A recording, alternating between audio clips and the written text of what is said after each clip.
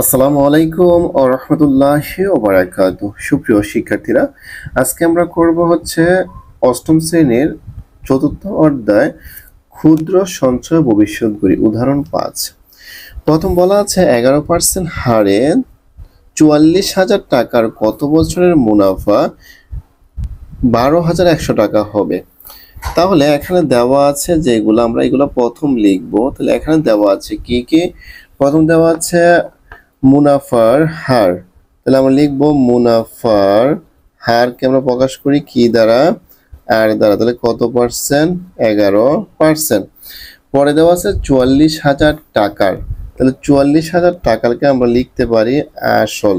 আসলকে আমরা প্রকাশ করি পি দ্বারা, যা হচ্ছে কত? 44,000 টাকা।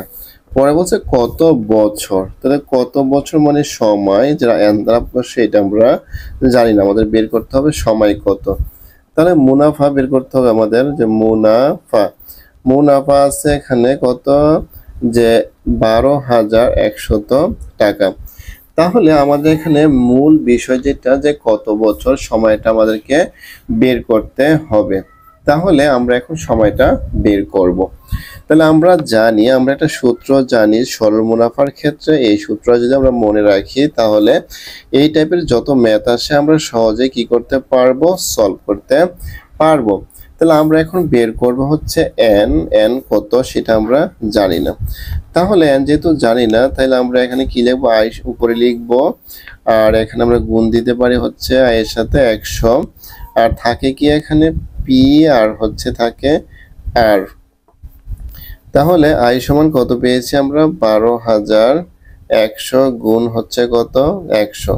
পি পেলাম কত আমরা? 44,000। আর রেট অফ ইন্টারেস্ট কত? 11। তাহলে এখানে এই দুই শূন্য কাটা। আর যদি আমরা এখন যে এই শূন্য কেটে ফেলি, আর এখানে কত আছে? 11। 121কে যদি আমরা কি করি, যে 11 দ্বারা কাটি, তাহলে আমরা পাচ্ছি কত? এখানে 110। মানে 1210কে 11 দ্বারা কাটলে থাকে কত? 110। তাহলে আমরা এখন কি করব, যে 110 ভাগ হচ্ছে কত? 44।